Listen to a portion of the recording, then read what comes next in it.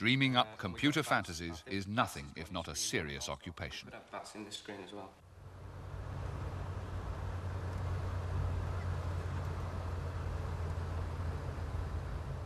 But selling computer games is a seasonal business, and this summer is particularly difficult for Imagine's sales manager Sylvia Jones.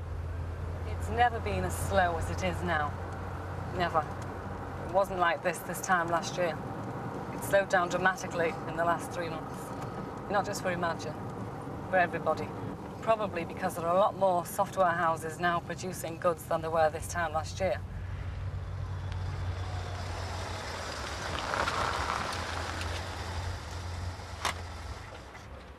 Sylvia has come to see Imagine's Birmingham distributor. He wants to discuss the slow-selling old games, but Sylvia would rather interest him in the Bandersnatch mega game. Morning, Chris. Morning, Sylvia. Morning. Good to see you again. But she has a problem in introducing the idea to managing director Chris Hedges. He's looking at new games every week, but since the mega game isn't finished, she has nothing to show him, and she hasn't even seen it herself. When are we going to see it, Sylvia, Bandersnatcher? Probably about 4 weeks. How are we seeing it? You're going to send us samples? We're going to give you a preview. We probably will send you a sample as well. But we'll give you a preview. It's yet to be decided. So it's 4 weeks away, preview. The preview When's is, launch? Yes. Well, I'd say the end of July. Really? Yes. If we can do it sooner, we will do. So you're looking at 6 weeks to launch? Yeah. Yeah?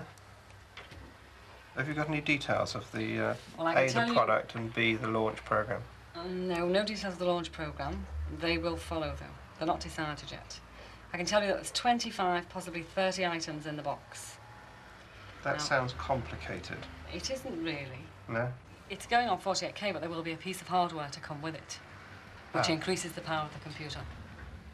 But Hedges is becoming increasingly concerned that all these extra features will push the cost way beyond the average game price of £6. I can see what you're doing. I mean, have you got any price points for it yet? It's Approximately? going to retail at about £40, $39.95. Every time I speak to you, it goes It up. goes up, yes, I know. You'll get used to it, though. £40. But that's Now got to then. be something extraordinary, Sylvia, Oh, it to sell certainly at is. that price. It is totally different from anything you've ever seen before. I mean, it really isn't just software. It's, No. it's software stroke hardware. There's also music tape which goes with the game, and we're thinking now of having an LP made of the music. That's a separate idea altogether, to go out after the game. We're going to have a voiceover, probably a famous name voiceover, on the music for the tape, the computer game itself. Well, I mean, obviously, we've just got to wait and see, haven't we? Yeah. It's now, you've now taken the product, in my mind, beyond sort of understanding until I've seen it. Back in Liverpool, the Imagine directors have a problem. The release of the game has been delayed, so instead they must produce new press handouts with more hard information. I've been speaking to the media, and we've hyped them up so much that unless we actually deliver some goods to them soon, it's going to come off the boil. Yep. And this is a way of delivering some meat to them, what we want in our time, so we keep them on the boil until the release. Because otherwise, they're just going to forget about us soon, because they're just going to get fed up. Because they've had enough hype without substance, now they've got to have some substance. What's more, financial director Ian Hetherington has not raised his £2 million, and sales are so bad that the company is having difficulty paying its suppliers. Their cassette duplicator is waiting for £50,000 that Imagine owes him. We get it back from the printer Monday, and the release goes out to the press a week Tuesday. Okay, so that's the current timing.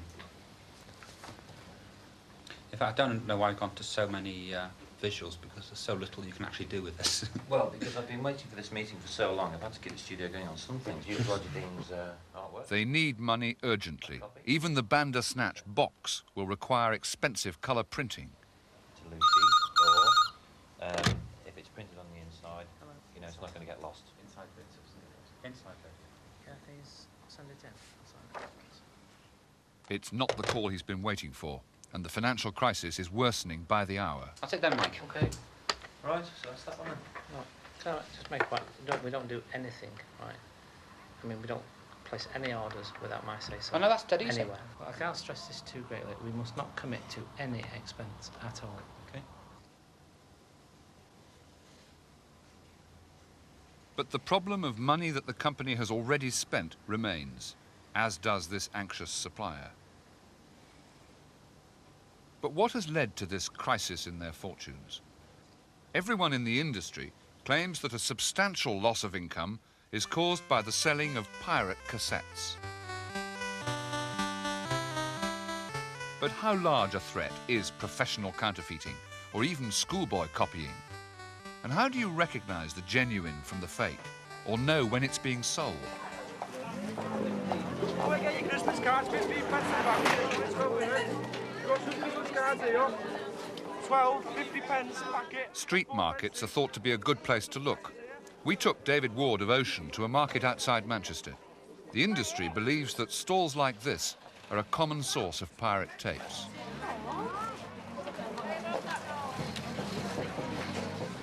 And indeed we did find illegal music cassettes being sold for £2 each, like this copy of Frankie Goes to Hollywood's latest release, with its crude black and white photocopy of the label.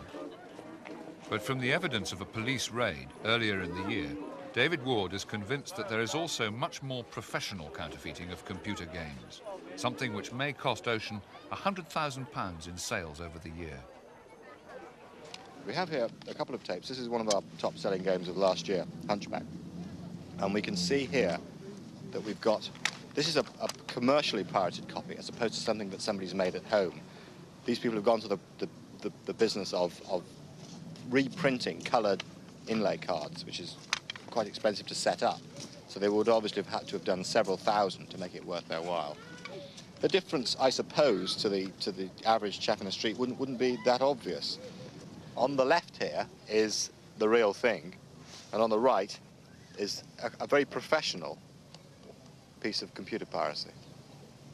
Now, with this kind of situation, we obviously suffer a commercial loss because the total number of programs sold are dramatically affected by the fact that we're not making all the programs that are sold. That isn't quite the same situation as what's called home copying, where a chap borrows his neighbour's cassette and reproduces it for himself.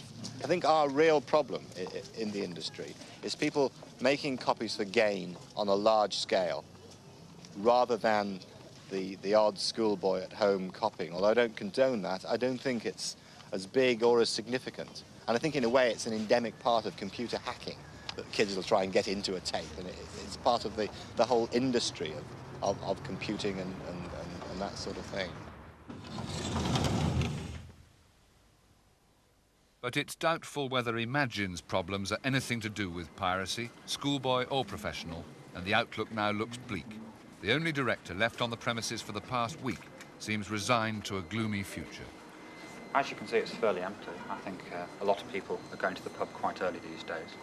But they've had the video cassette recorder playing this morning. They've all been watching an American Werewolf in London.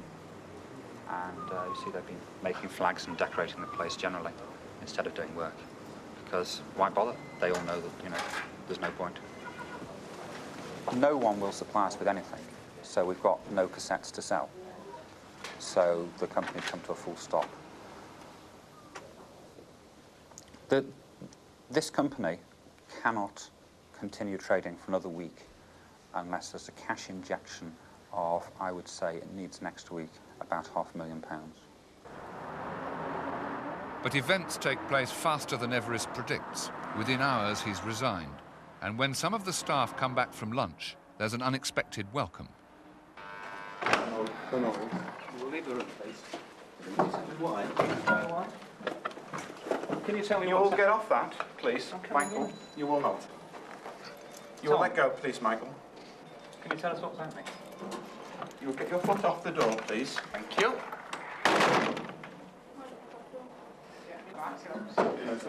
Agents of the bailiff have moved in, and no one seems to know who's running the company.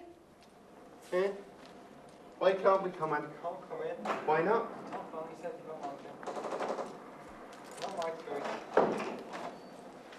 You can't get in. Why not? Because they're not allowing you in. Who isn't? They're not. David? I've got my own